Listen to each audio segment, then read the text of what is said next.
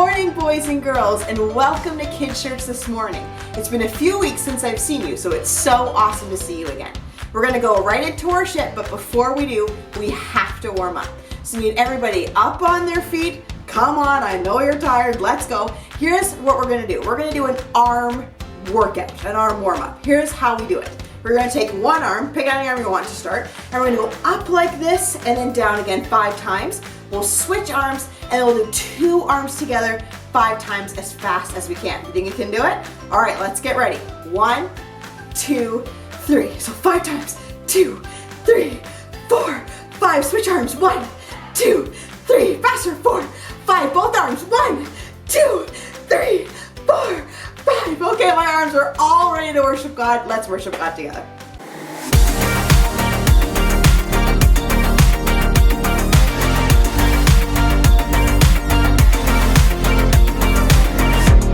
Me got to see what you see. You are doing a great work in me. I've decided I can't stand still.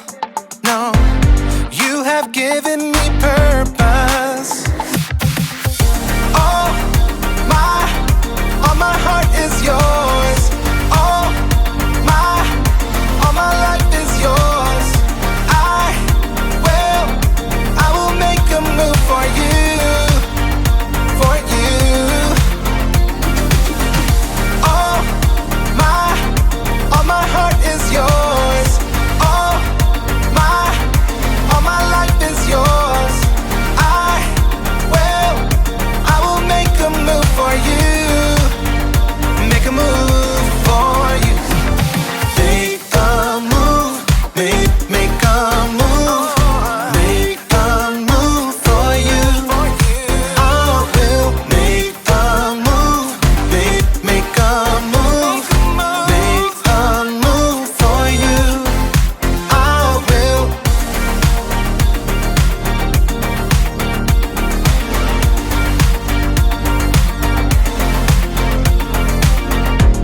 Take up the call to serve you.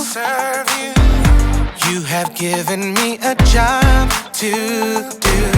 I wanna love the world just like you. Yeah, you have given me purpose. All my heart is yours. All my life is yours. I will make a move for you, for you. All my heart is yours. All my life is yours. I will make a move for you. Make a move for you. Make a move, make a move. Make a move for you. I will make a move, make a move. Make a move for you. I will.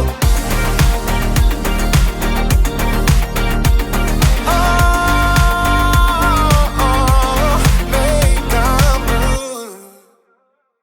It is time to play a game! Help me out, cheer with me. Matthew, Matthew, Matthew, Matthew. Yes, no, it's true. I am the best. Yes, thank you very much. Okay, enough. We've got to get to today's game.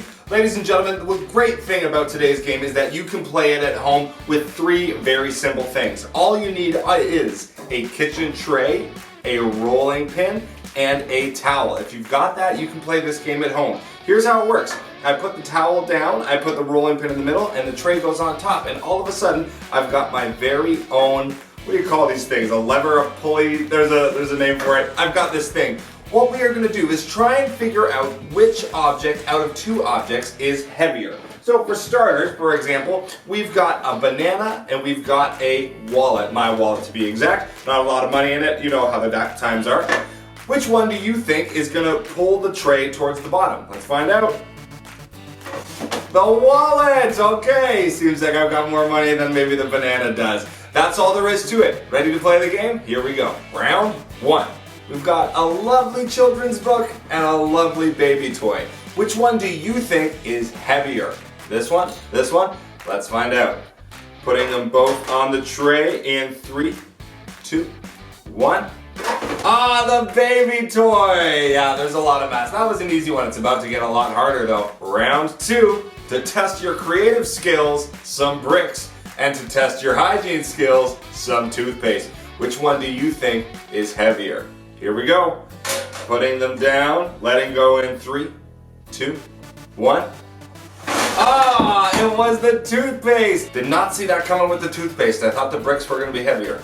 Round 3. We've got my car keys and a lovely little muskrat otter thing. Which one do you think is heavier? Putting them both down on the count of 3. Ready? 1, 2, 3. Ah, the keys! All right. Yeah, there's a lot of mass in there. All right, let's see what happens next. Round 4. We've got a dinosaur in the box. And we've got a book. Now this is a board book, so this is a bit heavier than the last one. Which one do you think is gonna have more mass? Let's find out. Putting both down, nice and fair. On the count of 3, here we go. 1, 2, 3. Ah, the book! The book was just a little bit heavier. Whew, didn't see that one coming. This is the final round. If you haven't got any right, this is your time to get into the game. We've got a full can of pop, and we have an iPad with a protective case. So if it falls, nothing bad's gonna happen. Which one do you think is heavier? Let's find out. Putting them down on the count of 3. Ready? 1, 2, 3. Ah, the iPad! Oh, and I dropped the can of pop. Hopefully it doesn't explode all over Pastor Janice carpet because she'd get pretty mad at me. Thanks for playing, guys. I'll see you again real soon. The Bible. It's 66 books of history, stories, letters, and poetry that fit together to form God's one big story. The epic adventure of how He created us and loves us so much that He made a way to rescue us. As we travel through the Bible, from Genesis to Revelation, we discover people who met God and found their lives changed forever. Now, for an amazing story, inspired by the book of Nehemiah, chapter 5, verses 1 through 12. Nehemiah had traveled all the way from the king's palace of Persia to the broken down city of Jerusalem. And there, with God's help, he rallied all the Jews living there to begin the epic job of rebuilding that city's walls. Who's with me? I say, let's start rebuilding. At first, the work went well. Each family or group took a different part of the wall to work on. We're making record time. Nehemiah and the people even managed to ignore taunts and threats from neighboring nations who did not want to see that wall rebuilt. If a fox climbs on that pathetic thing, it'll fall right down. The God of heaven will give us success. So it seemed like nothing was going to stop this big project until new trouble showed up. From inside the walls, a group of Jews in ragged cloaks came to look for Nehemiah where he was working on the wall. There's not enough food for everyone. We're being forced to sell our fields and vineyards just to buy grain. There's hardly enough to keep us alive. The king's taxes are high. We have to borrow money, but then we can't even pay the high interest. Interest was extra money the people had to pay back. It was so high they could hardly keep any of the money they made.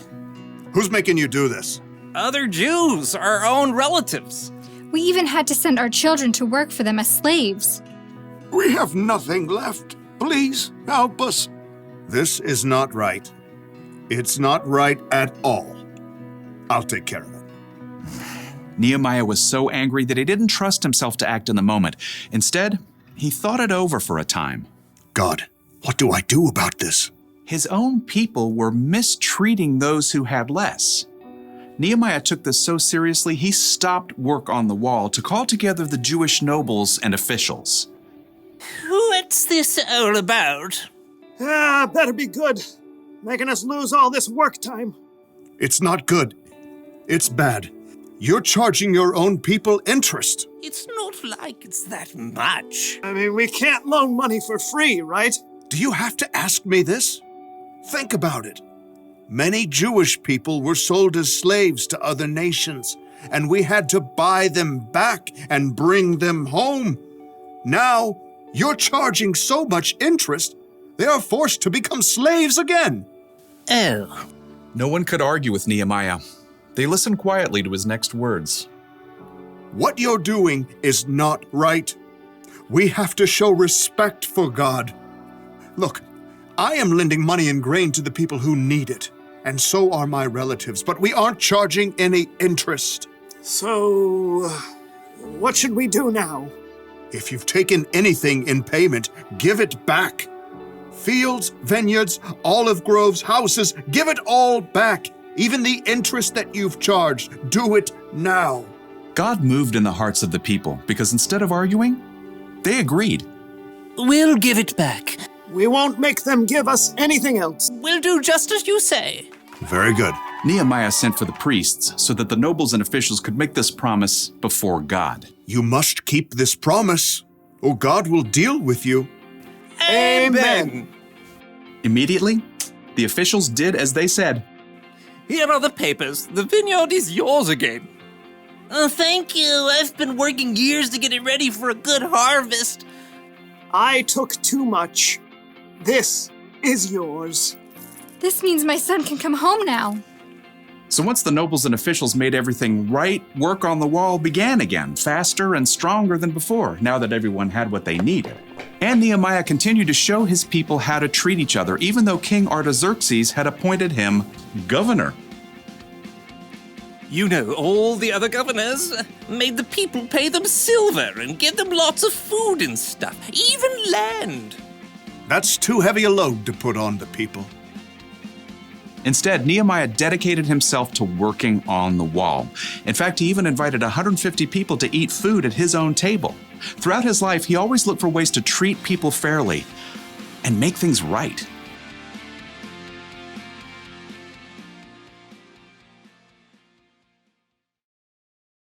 Hey everybody, I'm in my chair and I've got my suitcase, which means it's that time when we look inside here to find an object that'll help us remember the bottom line for today. Do you remember today's bottom line? It's that we need to practice looking for ways to make things right. So, what's something in here that could help us make things right? This is a tough one. Let's see. There are 3 objects in here today. We don't always get that. Let's see. We've got Band-Aids. Band-Aids help make things right because when you get hurt, let's say you get a cut on your hand, the Band-Aid goes over it and it helps you heal. So that helps make things right. We've also got some candy. You know, that's great. On a bad day, if you've had a bad day, candy can be a great pick-me-up. Just something sweet to help get over a bad day. And last, a little stuffy. You know, all of these things can help a bad day turn into a nicer day. You got some comfort here, you have something to help you heal, and then you got something nice to munch on here. And God wants us to do the same thing. He wants us to go to people and help make things right when we see something that's wrong. So if you see someone that's hurt, maybe you can look for ways to make them feel better. Or if you see someone who's sad, maybe you can look for ways to make them happy. Now, you might not have Band-Aids on hand, but there's other ways that you can love people and you can show them that God cares about them. And we can do that with the words we say, with the things we do, and with the way we spend our time. Hopefully, you'll be able to find someone who you can really help this week. And I'm hoping that that's going to be able to happen for you. I'll see you guys again real soon, and we'll see what's inside the suitcase next week. Now it's time for... Reveal the question. Let's open our mail and see what question there is for us this morning. So here's what we're answering together. How can I make things right? So in our Bible story, we just learned about Nehemiah. And Nehemiah had a task right in front of him and he had a choice. He could either ignore it or choose to stand up and do the right thing. And just like in our Bible story, we're reminded that we're going to face a lot of funny and hard situations sometimes. And in those moments, that might not even happen directly to us. We might be seeing it happen to someone at school, they might be getting bullied, we might see somebody who needs help. And in those moments, we can pretend we didn't see it and ignore it, or we can stand up and do the right thing and help that person in need. There's lots of places every single day that we can look for someone in need and do the right thing and make things right. Well, that was really fun. It's so nice to be back. We hope you enjoyed it. See you next week. Bye. See you guys.